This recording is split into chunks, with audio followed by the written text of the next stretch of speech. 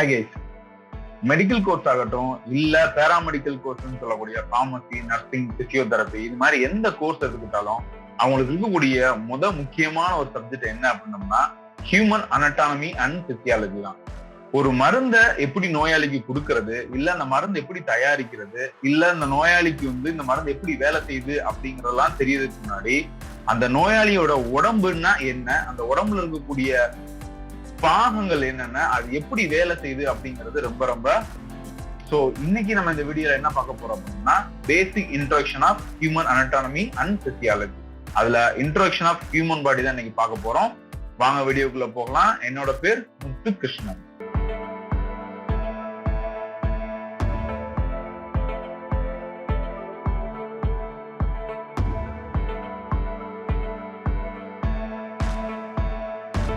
இன்னைக்கு நம்ம பார்க்க போற சாப்டர் என்ன பண்ணோம்னா இன்ட்ரோடக்ஷன் ஆஃப் ஹியூமன் பாடி.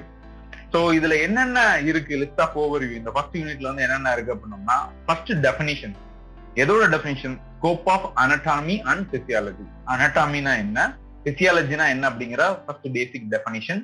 அதுக்கப்புறம் நம்ம உடம்புல இருக்கக்கூடிய ஸ்ட்ரக்சரல் ஆர்கனைசேஷன் டிஃபரெண்ட் லெவலா என்ன பண்றாங்க அப்படின்னோம்னா பிரிக்கிறாங்க. ஸோ அந்த different level of structural organisation என்னென்ன, பாடியில இருக்கக்கூடிய டிஃபரெண்ட் டைப்ஸ் ஆஃப் சிஸ்டம் என்னென்ன அப்படிங்கிறது பார்க்கணும். அதுக்கப்புறமா பேசிக் லைஃப் ப்ராசஸ், நார்மலா நம்ம உடம்புல என்ன நடக்குது, என்னென்னலாம் நடக்கும் அப்படிங்கறத அந்த பேசிக் லைஃப் ப்ராசஸ்ல வருது. தென் ஹோமியோஸ்டாசிஸ், ஒரு உடம்பு சமநிலையில இருக்கணும் அப்படின்னம்னா அதுக்கு இந்த ஹோமியோஸ்டாசிஸ் அப்படிங்கறதான் அர்த்தம். சோ உடம்பு சமநிலையா இருக்கிறதுக்கு என்னென்ன வேலைகள்லாம் நம்ம உடம்பு செய்து அது மாறும் போது எப்படி அந்த நம்மளோட உடம்பு அதை சரிப்படுத்துது அப்படிங்கறது இந்த இதுல பார்ப்போம். அட்லாஸ்ட் நம்ம உடம்புல இருக்கக்கூடிய அனட்டாமிக்கல் டெர்மினாலஜி ரொம்ப ரொம்ப முக்கியம். சோ ஒரு பாகத்தை எப்படி அனட்டாமிக்கல் டேர்ம்ஸ்ல நம்ம சொல்றோம் அப்படிங்கறதெல்லாம் இந்த யூனிட்ல பார்க்க போறோம். சோ இதுதான் இந்த ஃபர்ஸ்ட் யூனிட்ல இருக்கக்கூடிய overall concept. So first definition, இந்த அனட்டாமியோட டெஃபினிஷன் என்ன அப்படின்னு பார்ப்போம். சோ இப்ப நம்ம அந்த டெஃபினிஷன், எக்ஸாக்ட் டெஃபினிஷன் போறதுக்கு முன்னாடி இந்த ஸ்ட்ரக்சர் பார்த்தாலே தெரியும். நம்ம உடம்புல வெவ்வேறு பகுதிகள் இருக்கு அப்படிங்கறது நமக்கு காமனாவே தெரியும். இப்போ உதாரணத்துக்கு மூளை இருக்கு, கண் இருக்கு, தென் அதுக்கப்புறம் டைஜஸ்டிவ் சிஸ்டம் இருக்கு, ரெஸ்பிரேட்டரி சிஸ்டம் இருக்கு சுவாசத்துக்கு, அப்புறம் ரத்தத்தை ஃபுல்லா கொண்டு போறதுக்கு கார்டியோவாஸ்குலர் சிஸ்டம் இருக்கு, அதுக்கப்புறம் செரிக்கிறதுக்கு லிவர் இருக்கு அப்படிங்கறதெல்லாம் தெரியும். சோ இந்த விஷயங்கள்லாம் எப்படி தெரியும்? சோ நம்ம உடம்புல எந்தெந்த பாகங்கள் இருக்குன்னு சொல்லி கண்டுபிடிச்சிருக்காங்கல்ல, சோ அதுக்கு ப்ராசஸ்க்கு பேர் தான் என்ன பேரு? அனட்டாமி அப்படின்னு பேரு. சோ டெஃபினிஷன் வைஸ் பார்த்த அப்படின்னா it's a branch of science. ஓகேவா? It's a science. It's going to deal or it's going to concern with the structure of the humans or animals, other living organism. ஒரு அனிமலாவோ இல்ல ஹியூமனாவோ இல்ல வேற ஒரு living ஆர்கனிசமா கூட இருக்கலாம். அதோட ஸ்ட்ரக்சரை பத்தி படிக்கக்கூடியதுக்கு பேர் தான் என்ன பேரு? அனட்டாமி. சோ இது எப்படி கண்டுபிடிக்கிறாங்க அப்படின்னோம்னா only by it revealed by dissection. So இப்ப நம்ம காலைய ஸ்கூல் லெவல்ஸ்ல எல்லாம் பாத்துக்கலாம், பிராங்க் எக்ஸ்பெரிமெண்ட்ஸ் எல்லாம் இது பண்ணுவாங்க. ரேட்டை வச்சு என்ன பண்ணுவாங்க அப்படின்னா டிசெக்ஷன் பண்ணி என்னென்ன பார்ட்ஸ் இருக்கு அப்படின்னு சொல்லிருப்பாங்க. அதே மாதிரிதான் கேடவரை வச்சு என்ன பண்றாங்க அப்படின்னா டிசெக்ஷன் பண்ணி வெவ்வேறு விதமான பார்ட்ஸ் என்ன பண்ணிருக்காங்க, எக்ஸ்ப்ளோர் பண்ணிருக்காங்க. சோ அனட்டாமிங்கிறது வேற எதுவும் கிடையாது. It's science. It's going to deal with the structure of the body. அது ஹியூமன் பாடியா இருக்கலாம், இல்ல அனிமல் பாடியா இருக்கலாம், இல்ல வேற ஒரு லிவிங் ஆர்கனிசம் எதுவானாச்சும் இருக்கலாம்.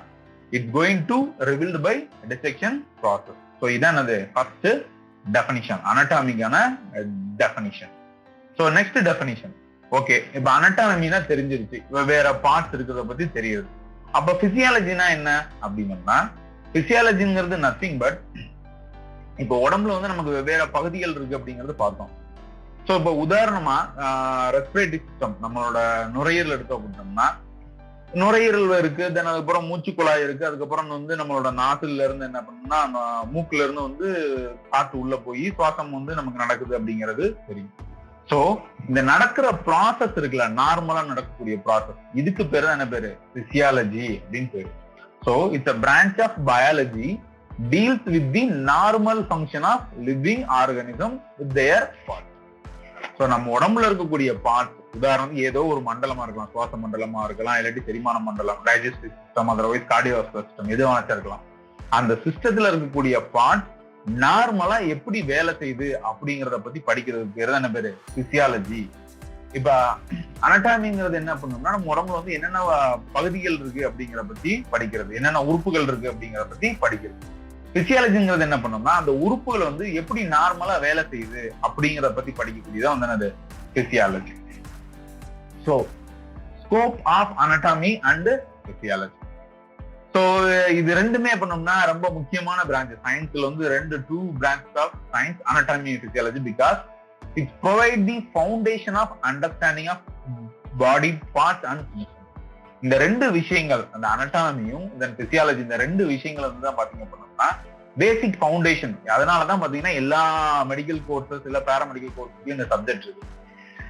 நம்ம உடம்புல என்னென்ன பகுதி இருக்கு, அது எப்படி வேலை செய்யுதுங்கிறது தெரியறதா என்னது ஒரு பேசிக் ஃபவுண்டேஷன். அதை ப்ரொவைட் பண்ணக்கூடியதான் வந்து என்னது முக்கியமான ஸ்கோப். தென் ரெண்டாவது structure of the part of the body to allow the performance of certain functions.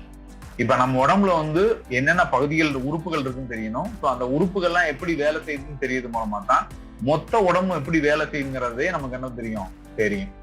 So இப்ப உதாரணத்துக்கு வந்து பாத்தீங்க அப்படின்னா ஸ்கல், இப்ப ஸ்கெலிட்டல் சிஸ்டம் எடுத்துக்கிட்டோம் அப்படின்னோம்னா எல்லாமே இந்த போன் எல்லாமே என்னது இந்த கேட்டகரி கீழே தான் வரும். பட் ஆனா அதுலயே வெவ்வேறு விதமான போன் வந்து என்னன்னா வெவ்வேறு விதமான செயல்களை செய்யும், வெவ்வேறு விதமான நேச்சர்ல இருக்கும். இப்ப உதாரணத்துக்கு தான் வந்து என்ன பண்ணா ஸ்கல் கொடுத்துருக்கு.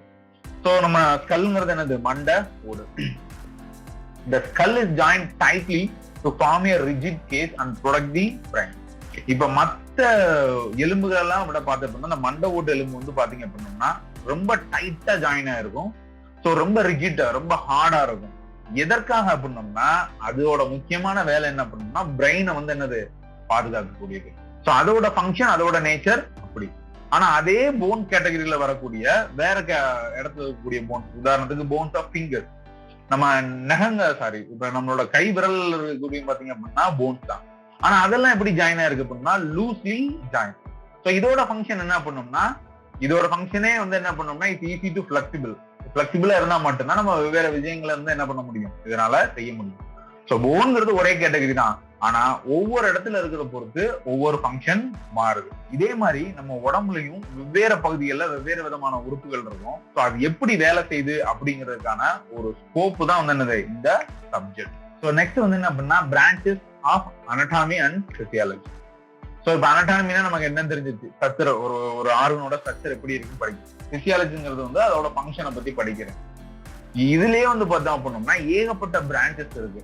ஸோ அது என்னென்ன அப்படிங்கறது இந்த பிக்சர்ல பார்க்கலாம். ஸோ இதெல்லாம் வந்து என்ன பண்ணோம்னா அனட்டானமிக்கல் வைஸ் என்னென்ன பிரான்ச்சஸ் இருக்குங்கிறது, இதெல்லாம் வந்து பிசியாலஜிக்கல் வைஸ் என்னென்ன பிரான்ச்சஸ் இருக்கு அப்படிங்கிறத டிஃபரன்ஷியேட் பண்ணிருக்கு. உதாரணத்துக்கு ஃபர்ஸ்ட் பாருங்க எம்பிரியாலஜி.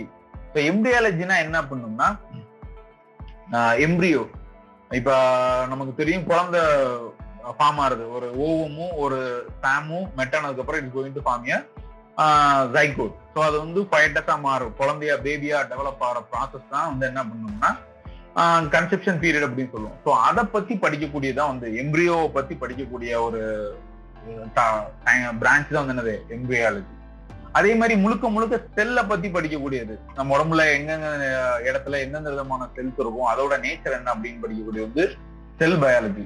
அதுலயே மைக்ரோஸ்கோபிக் லெவல்ல வந்து அந்த ஒவ்வொரு செல்லுக்குள்ள என்னென்ன விதமான நேச்சர் இருக்கு, கண்ணுல இருக்கக்கூடிய செல்லும் உதாரணத்துக்கு வந்து லிவர்ல இருக்கக்கூடிய செல்லும் செல்லு தான், பட் ஆனா ரெண்டும் வெவ்வேறு விதமான டைப் ஆஃப் செல். அதோட நேச்சர் வேற, இதோட நேச்சர் வேற, அதோட ஃபங்க்ஷன் வேற, இதோட ஃபங்க்ஷன் வேற. ஸோ மைக்ரோஸ்கோபிக்கலா அதுல என்னென்ன டிஃபரன்ஸ் இருக்கு அப்படின்னு படிச்சோம் அப்படின்னா அதுக்கு பேர் என்ன பேரு, ஹிஸ்டாலஜி.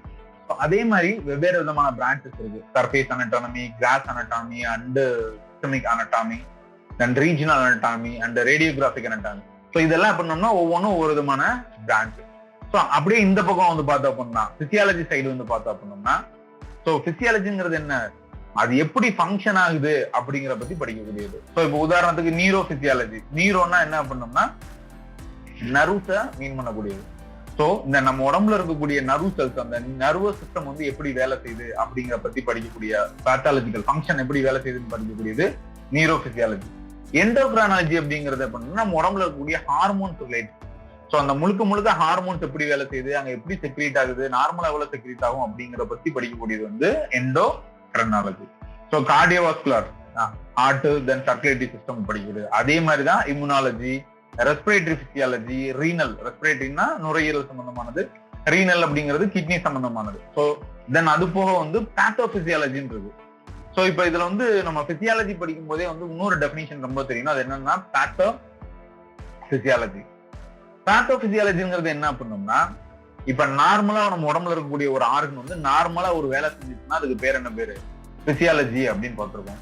சோ அதே ஆர்கன் வந்து ஒரு டிசீஸ் கண்டிஷன்ல வந்து எப்படி எல்லாம் வேலை செய்யும் அப்படிங்கறத பத்தி படிச்சோம் அப்படின்னா அதுக்கு பேர் என்ன பேரு?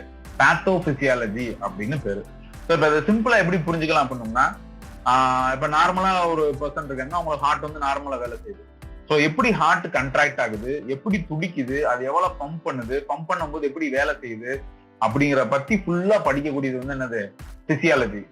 அதே இது வந்து ஹார்ட் ஃபெயிலியர் கண்டிஷன் அப்ப ஒரு வீக்கான ஹார்ட் வந்து எப்படி வேலை செய்யும், எப்படி துடிக்கும், அப்படி துடிக்கும் போது எப்படி வந்து இசிஜி மாறும் அப்படிங்கிற, அதுக்கப்புறம் கார்டியாக் ஃபெயிலியர் இருக்கும்போது அந்த ஹார்ட்டோட ஷேப் எப்படி இருக்கும் அப்படிங்கறத பத்தி ஒரு டிசீஸ் கண்டிஷன் அப்ப அந்த ஆர்கன் வந்து எப்படி எல்லாம் இருக்கும்னு பத்தி படிக்கிறதுக்கு பேர் என்ன பேரு? பேத்தோபிசியாலஜி. சோ ரொம்ப முக்கியம் வந்து இந்த 3 definition, anatomy, then physiology and pathophysiology. So இந்த 3 definition, anatomy, physiology and pathophysiology, இந்த 3 டெபினிஷனும் ரொம்ப ரொம்ப ரொம்ப முக்கியமான ஒரு பேசிக் டெபினிஷன் சப்ஜெக்டுக்குள்ள போறதுக்கு முன்னாடி. That's all.